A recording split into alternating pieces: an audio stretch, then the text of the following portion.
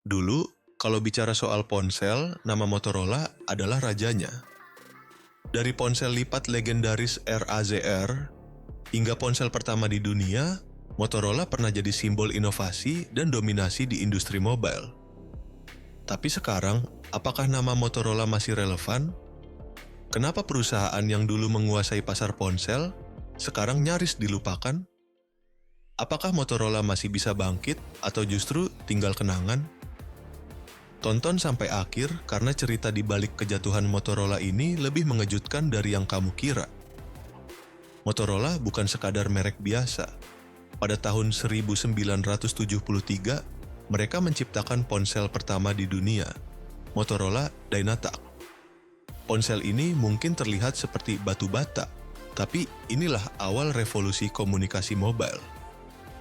Di tahun 1990, Motorola masih mendominasi dengan seri Microtac dan StarTac, yang menjadi standar ponsel stylish pada masanya. Lalu pada tahun 2004, mereka merilis Motorola RAZR V3, ponsel lipat yang menjadi fenomena global. Desainnya yang tipis dan futuristik membuatnya laris manis, terjual lebih dari 130 juta unit. Tapi, kejayaan itu tidak bertahan lama. Di puncak kejayaannya, Motorola melakukan beberapa kesalahan yang membuat mereka tertinggal dari pesaingnya. 1. Gagal beradaptasi dengan era smartphone. Saat Apple merilis iPhone pada tahun 2007, dunia ponsel berubah drastis. Samsung dan merek lain pun mulai beralih ke Android. Sementara itu, Motorola masih sibuk dengan ponsel fitur mereka. Ketika mereka akhirnya beralih ke Android dengan Motorola Droid di tahun 2009, itu sudah terlambat.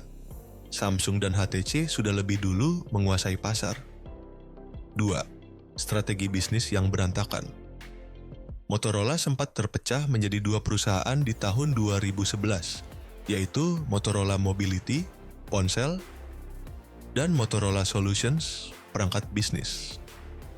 Langkah ini malah melemahkan merek Motorola di dunia ponsel. 3. Dibeli dan dijual oleh Google and Lenovo. Pada tahun 2012, Motorola dibeli oleh Google seharga 12,5 miliar dolar. Banyak yang berharap Google akan menghidupkan kembali Motorola, tapi yang terjadi justru sebaliknya. Google lebih tertarik pada paten Motorola daripada produk ponselnya. Lalu di tahun 2014, Google menjual Motorola ke Lenovo hanya seharga 2,9 miliar dolar, jauh lebih murah dari harga beli awalnya. Sejak saat itu, Motorola kehilangan identitasnya.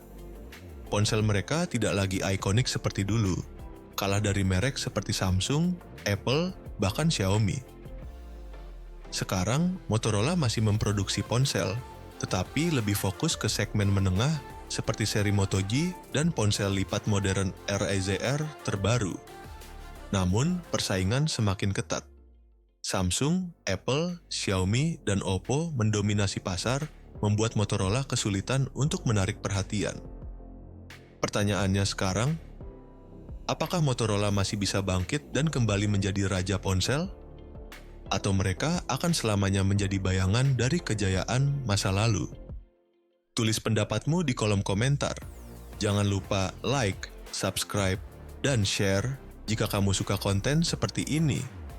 Pantau terus channel ini untuk kisah teknologi lainnya.